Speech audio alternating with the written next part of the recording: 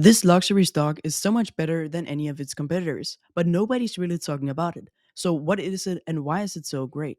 Now, the stock I'm talking about is Moncler, and it makes some of the highest quality outwear clothes for winter. But the reason this company is so good is mainly due to five reasons, starting off with the moat, as this company have an outstanding moat because of its brand awareness and market share within the winter section.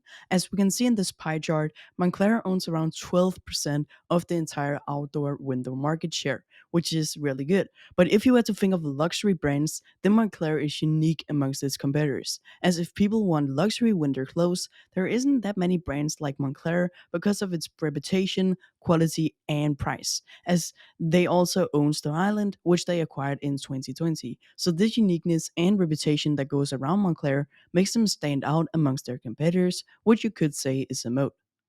Next up is the fundamentals, and Moncler have great numbers, especially the part about price to free cash flow ratio, which is really interesting. But first of all, let's talk about the return on investment capital, as Moncler has a return on investment capital of 19.5%, which is great compared to the sector median of around 12%. And Moncler's 5 year average return on investment capital is 17.5%. So Moncler is doing relatively well right now. Also, one thing that I find very interesting is Moncler's margins, as they place a great importance on selecting luxury materials from the right suppliers.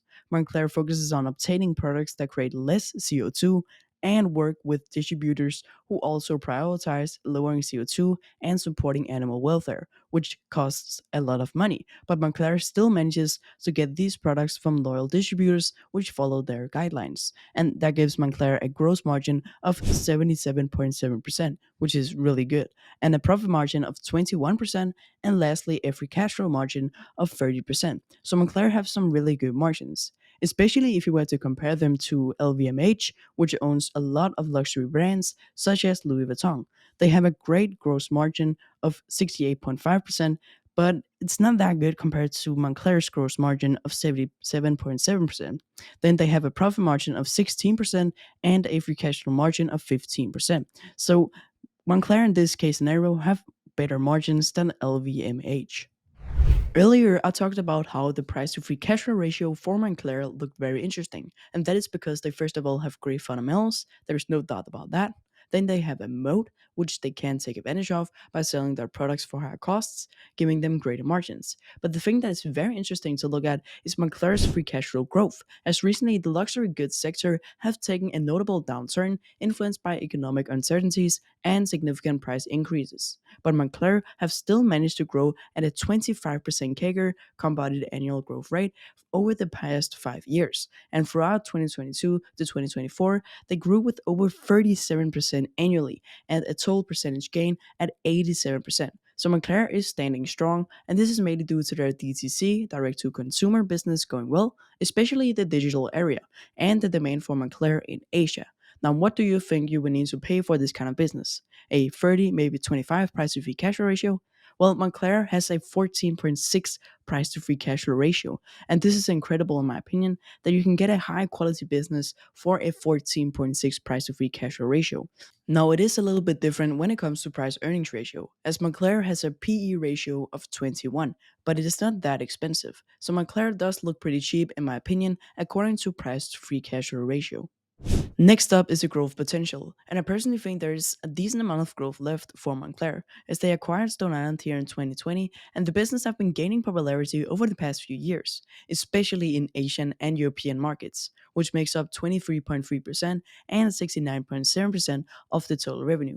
But what I think is interesting is that Americas only makes up 7% of the total revenue, but the demand for luxury goods is expected to rise in the American sections and around the world. Now, the Americas luxury market is expected to reach 125 billion US dollars with a CAGR of 4.2% from 2024 to 2029.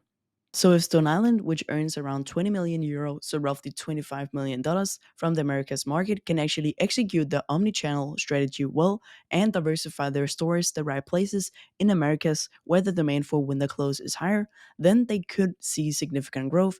And the same goes for the Asian markets, which have really been growing for the Stone Island with double-digit growth. And this is mainly due to their digital website.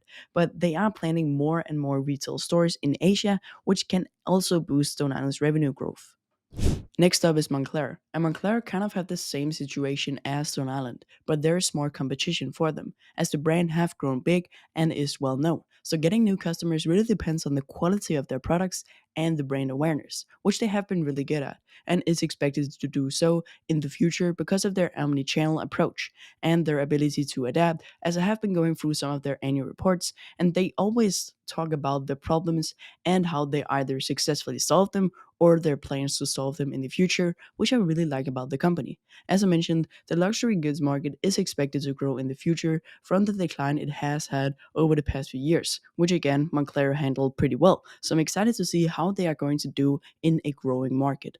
When it comes to internationalizing, they have been focused on Asia and how they can perfect their omnichannel strategy by opening stores. And the same with North America, which they have been heavily investing into the expansion of retail and focusing on the right target group. So personally, I do see a lot of growth for this company continuing forward, and you can get this for a 14.6 price to free cash flow ratio, which is a pretty good deal in my opinion. But of course, take this with a grain of salt and remember to do your own research.